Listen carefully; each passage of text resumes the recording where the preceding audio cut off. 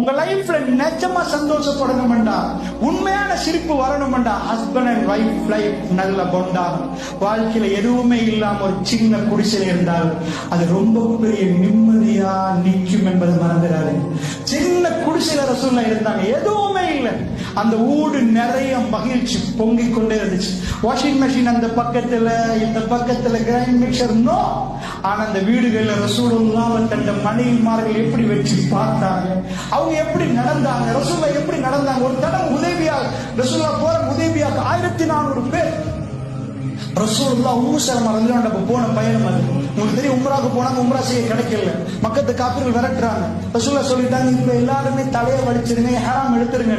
சஹாபாக்கள் first time ஹிஸ்டரியில ரசூலுல்லாஹ் சொல்ல போக அப்படியே நிக்கிறாங்க. யார் ஹராம களையல, யார் ரசூலுல்லாஹ் கவலை வந்துட்டு ரசூலுல்லாஹ் இதுவரைக்கும் பேச முன்னாடி செய்யறவங்க என்னாச்சு.